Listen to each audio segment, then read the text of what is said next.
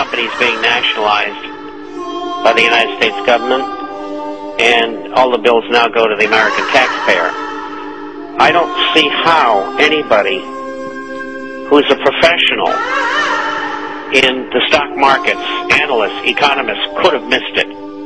It was a conspiracy of silence. Everybody in Washington, New York, they already knew years ago they were bankrupt. You had a bunch of political appointees in there. That all should have been put in jail. They all looted the companies.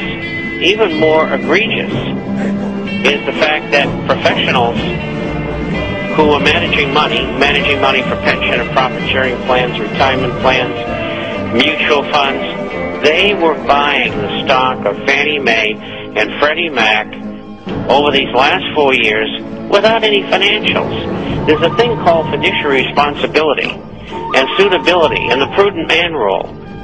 And none of these applied. The SEC looked the other way. The SEC is part of the problem. They don't function except for the rich bankers on Wall Street. In a corporate fascist society, all of these big companies get in trouble, and the ones that don't get in trouble. The people at the bottom, they live in poverty. The people in the middle become slaves of the state. And the people at the top, that top 10 or 15%, they have everything and rule everything and do everything they want. Your government and corporate America and Wall Street, the banks and the insurance companies, they lie about everything. That lying is now socially and politically acceptable. When all is said and done, there's about 8,500 banks in the United States. Probably 4,000 to 4,500 will either be merged or go under. And in the next year, you're going to see at least 300 banks go down, because they always announce around midnight on Friday if a bank or banks have gone under, to hide it from the American public. And it's going to become monstrous. Nowhere do you want to have more than $100,000 in a bank. And this is going to be a very, very, very tough time. The states are going to end up with no money. They can't raise taxes. They're going to have to lower real estate taxes.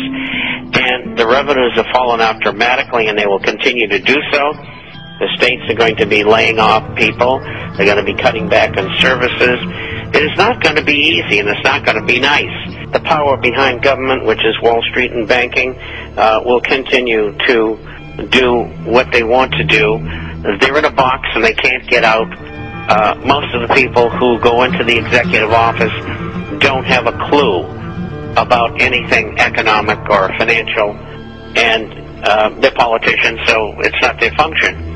So it's the bureaucrats and the people on Wall Street. I mean, just look at what's gone on with Goldman Sachs and their appointees. There must be 30, 40 of them from Goldman Sachs who are running our government from behind the scenes as official appointees in Washington. And, of course, they're running everything for the benefit of Wall Street.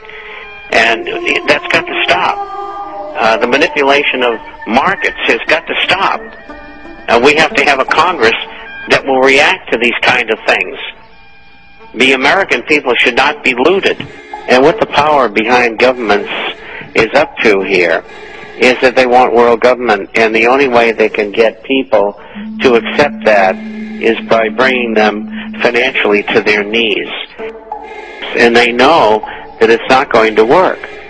And they're hoping hope against hope that some miracle will happen, that we'll have another world war or something like that they can create to extricate themselves.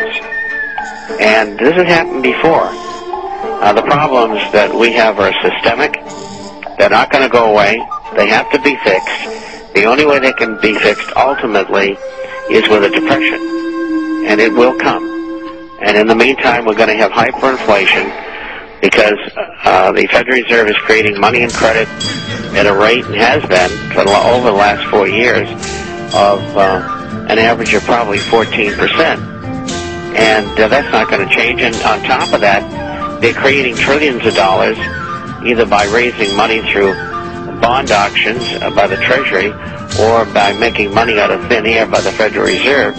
That money is going in to the economy. The minute it hits the economy, it's immediately monetized, which means it's immediately inflationary. Of course, what they're doing here and in Europe is nationalizing the banks. And they're trying to consolidate them and have them under government control. Eventually, they want to financially control every single American, and probably everybody in the world eventually. Ron Paul and Dennis Kucinich and others like that should be kept in office. There are people who should be taken out, like 99% of them. And, you know, they're starting to lay off. Massachusetts decided today that they're going to have to lay off 1,000 people and cut back in a number of places. And the revenues from taxes are dropping. New York City is very hard hit because of the very large amount of unemployment in high-income individuals that have been laid off by the companies within the financial district. Places like Los Angeles, Chicago, and Phoenix, and of course travel has been cut back, not only because of people not having the money to spend, but also the terrible time they put you through just to get on a plane nowadays. So it's all starting to add up, and I'm afraid I have to tell you that it's going to get a heck of a lot worse before it gets better. There's nothing sane about what goes on Wall Street, banking, in the government of the United States. I'm looking at a country that is a shadow of its former self, and the reason why is business, Wall Street, banking, and government have looted the American people out of almost everything that they own. America is bankrupt.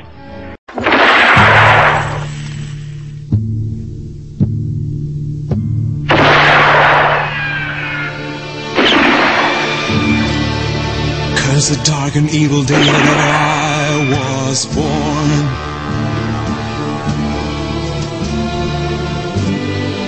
'Cause my mother's loving care that made me safe from harm. 'Cause the day I grew to be a man and learned to love,